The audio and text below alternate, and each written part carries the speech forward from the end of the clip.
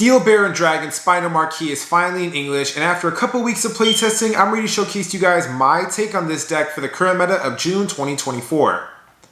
Steel Baron Dragon Spinomarquis, who was once Spinomaxis, was discussed on my channel a long time ago. If you want more in-depth information on this deck as well as today's deck profile, check the link in the description for that below as well as the link up here on my thoughts about Spinomaxis and the cards that can be played with it. Now I will say that today's deck profile will be a quick one because I went very in-depth on this deck about a year ago and a lot of it hasn't really changed. There hasn't been too much drastic Dino Dragon or generic Dragon Empire support that's really taken this deck to the next level, and if you want a more in-depth look on it and all the other cards and support that you can possibly play, I think that video will be better to watch just as well as with this one for today's video.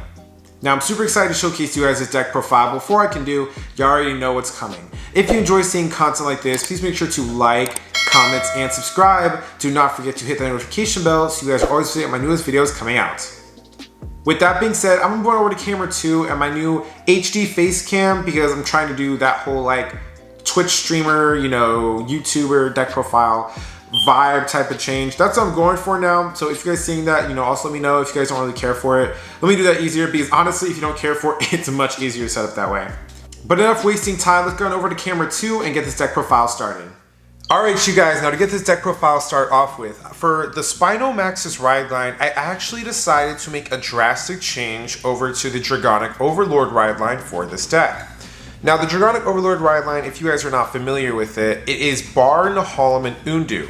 This ride line gives the player the ability to, when ridden over by Nahalem to Bar, counterblast 1 and search your deck out for a grade 1 and add it to your hand.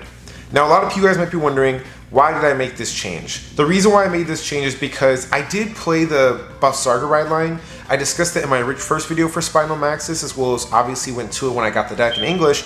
But the one thing I discovered very quickly is that this deck, when you play it, uses no counterblast. And because you're not using any CB outside of your Vanguard, it gave you a lot of other CB options that unfortunately don't exist in Dino Dragon that are worth playing in my opinion. And I wanted to contribute to something else. Now I figured I could do two options. I could stick with that ride line, or I can try this one. And this one is good because it guarantees you a grade 1 piece to help set up for your next turn. You just have to be on a dud for one turn on a Vanguard, but I think that the grade 1 effect is really worth it because this deck wants to go first anyway when you actually start playing it and learning about it. And getting a certain grade 1 piece to help you set up, or at least start your offense, would be extremely helpful. We have 3 copies of the Man of the Hour, Steel Baron Dragon Spinomarquis. No longer Spinomaxis, it is Spinomarquis, and if you guys did not see my first video on his effect, I'll give you a refresher.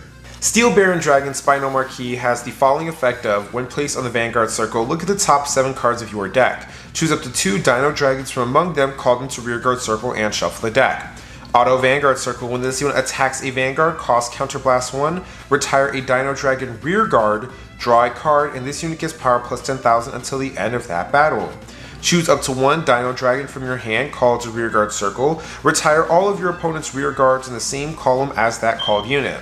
Now I've discussed Spinomarquis in the past, but essentially speaking, this is a 4-attack deck that has a Vanguard with a draw, retire effect, superior call from deck ability to help set up your board, and gives you a bunch of different options of ways taking the advantage of generic Dino Dragon support to make it all cohesive in this deck. Spinomarquis' main flaw is the fact that because we can't retire any other rear guard, it does hurt.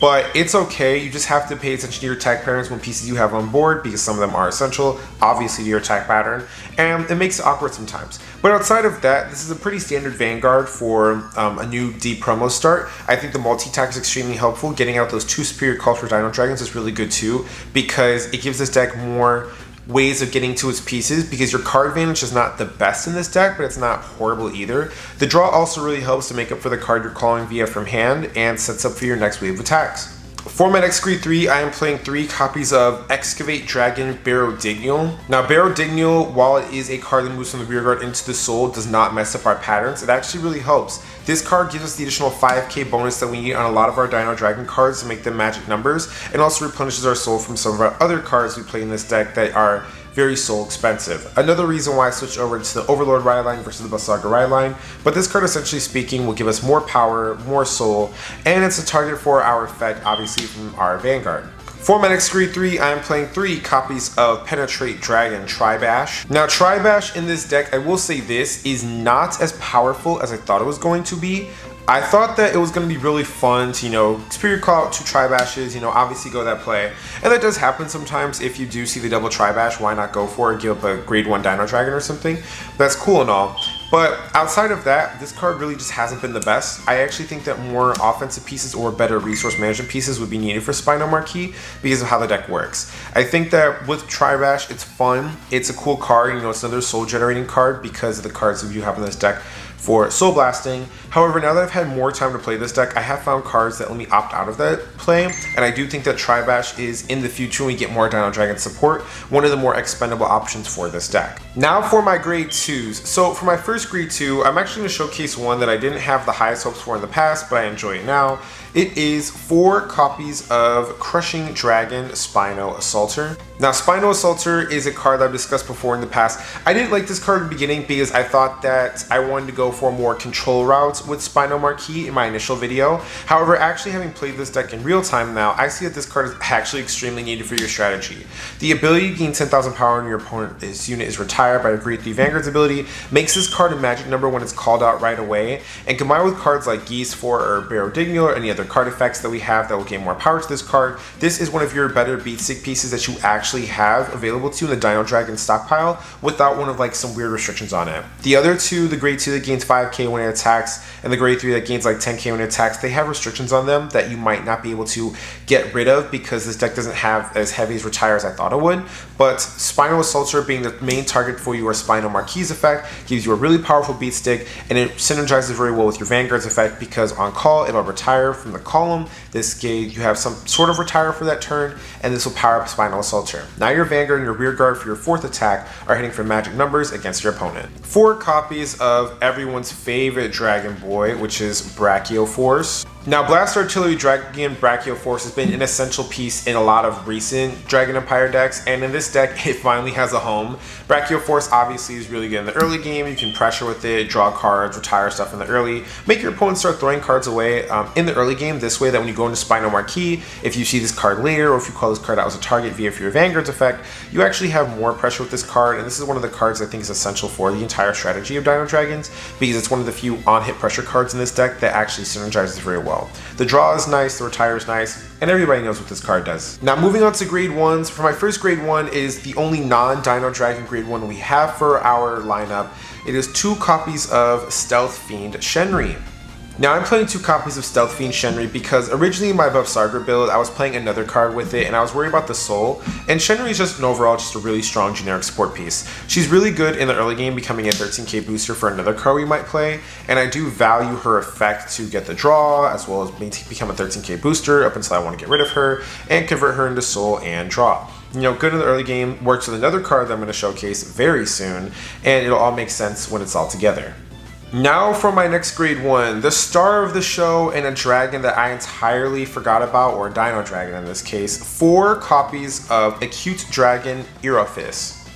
Now Acute Dragon Aerophis is one that I did not discuss in my prior video, so he has the following ability of Auto Rearguard Circle. When this unit attacks or boosts, costs Soul Blast 1, and this unit gets power plus 5,000 until the end of that battle for each of your other grade 1 or less rear guards. Now, Aerophis has been a fantastic grade 1 to have in this deck because it serves 2 great purposes. 1, this card is a fantastic attacker or booster, obviously, at any period in the game, which it fixes one of the number issues that I didn't realize that this deck would have until later because I was going to play fronts, but I realized that didn't work out. It fixes that. You will obviously have a full back row with certain key pieces like Geese Forts or Aerophis, so this card will become an 18k booster or an 18k attacker right away, Persona Ride turn 28.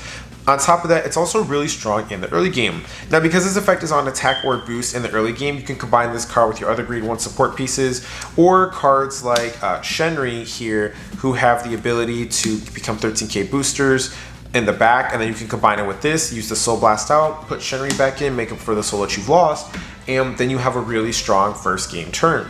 On top of that, this is going to be the key target you're going to play with your bar ride line because this is going to really improve your offense. And if you already have these, you can get the next grade 1 or grab a Shenri for your next turn.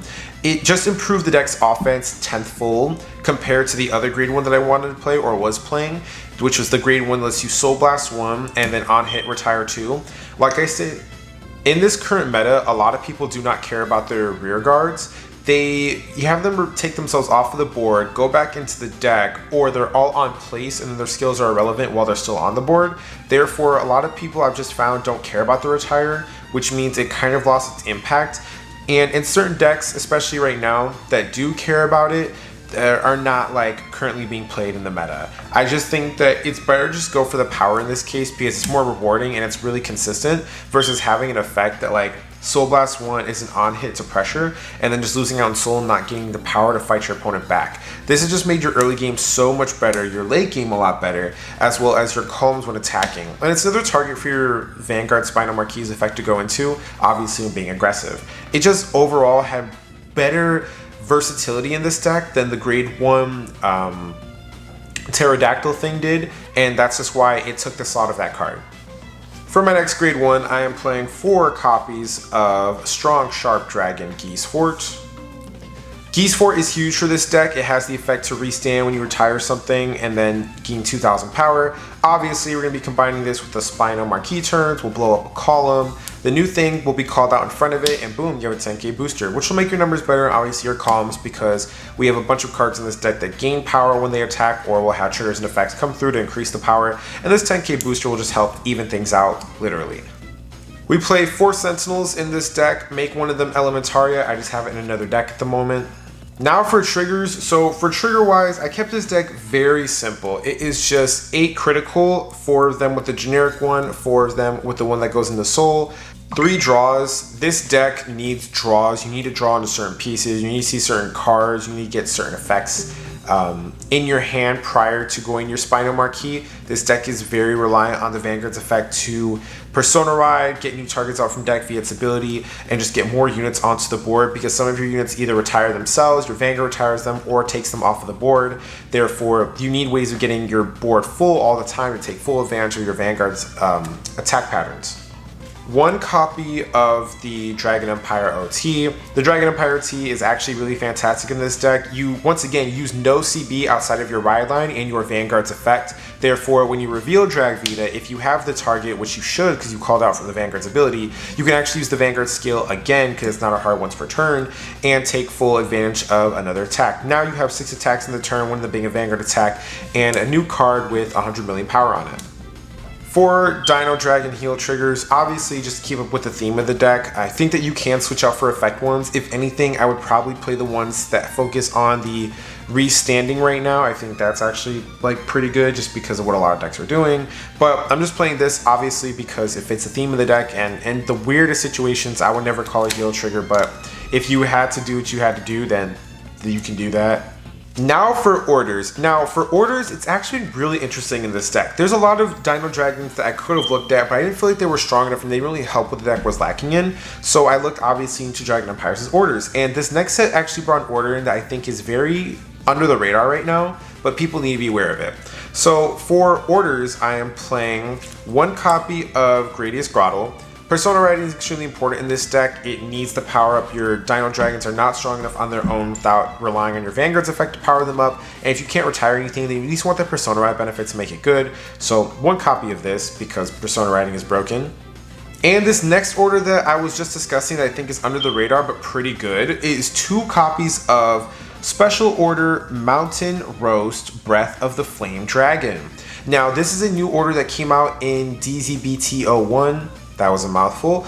And it has the following ability. It is play this with Energy Blast 2. Look at the same number of cards from the top of your deck as the number of your opponent's rear guards.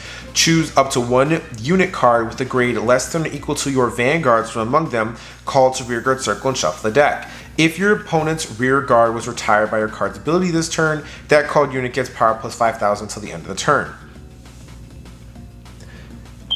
Now obviously the second effect is irrelevant, but the first effect is actually really strong. Remember what I stated earlier, a lot of decks right now are not committing huge boards, or at least if they are, a lot of their rear guards are taking themselves off of the board.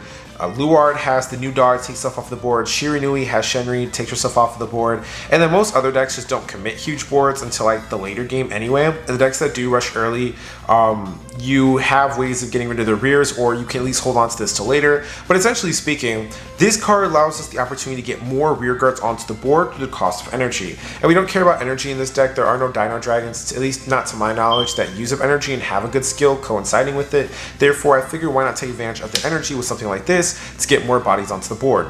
This way it helps you conserve cards into your hand that are actually like important for your defense, as well as compress your deck some more to increase your chances of seeing triggers, other targets, and improve your setup.